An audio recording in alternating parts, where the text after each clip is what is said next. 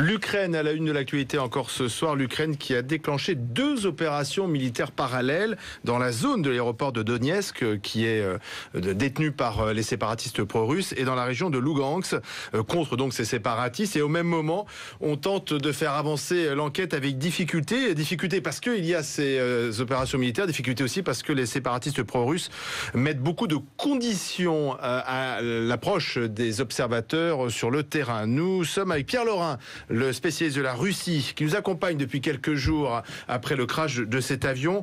Comment expliquer que l'Ukraine déclenche des opérations militaires alors qu'on essaye en même temps d'approcher la zone du crash et de commencer à faire une enquête ?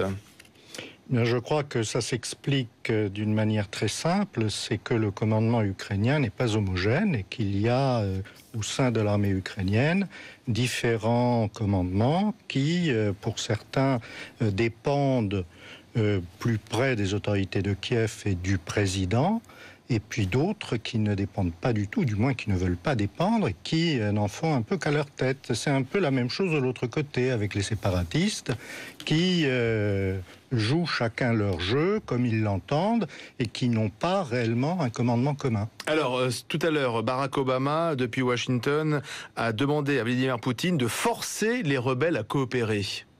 Bien, dans ce cas, je crois qu'il faudrait que l'Ukraine autorise les soldats russes à entrer en Ukraine pour désarmer les rebelles. Ah bon?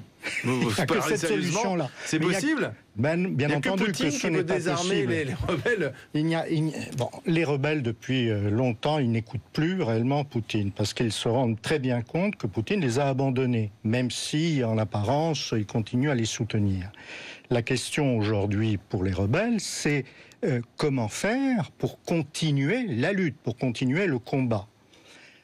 Ce n'est pas en obéissant à Poutine qui leur demande de cesser le feu, alors que les Ukrainiens continuent d'attaquer.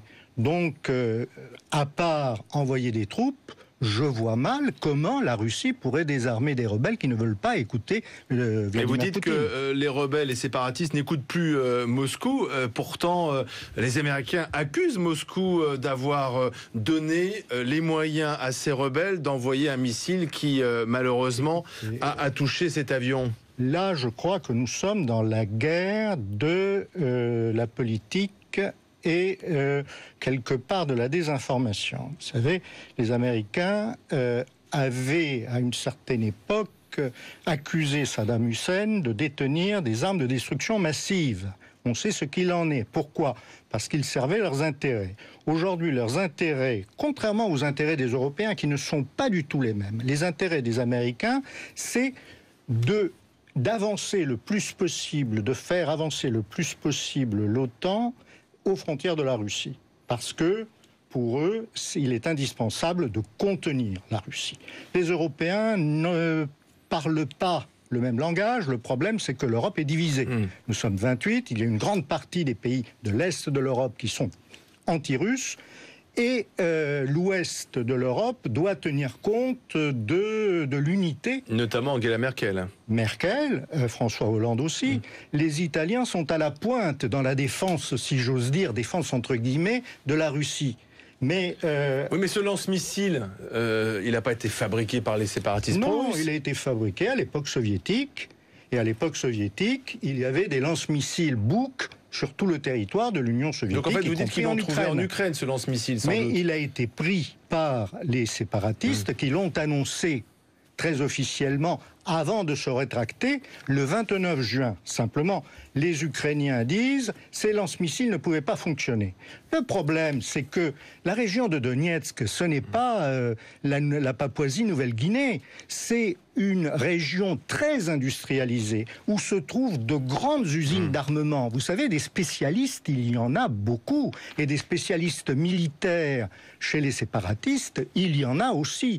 Donc, remettre en état de marche un système Buk, même si c'est compliqué, peut être fait par des ingénieurs du coin. En tout cas, on apprend, et c'est le Premier ministre malaisien qui nous le dit, que les enquêteurs vont finalement avoir un accès sécurisé au site du crash en Ukraine, donc ça avance. Et les corps, puisqu'on a retrouvé 282 corps sur les 298, les corps vont pouvoir effectivement quitter la zone rebelle en train et ensuite vont être acheminés jusqu'aux Pays-Bas, puisque la plupart de ces corps appartenaient à des victimes néerlandaises. Je voudrais dire un petit point, c'est que John Kerry, d'une manière très théâtrale, a accusé les séparatistes d'entasser les corps, etc. Alors que bon, ils essayaient simplement de les préserver de la chaleur, mais en disant qu'ils étaient ivres.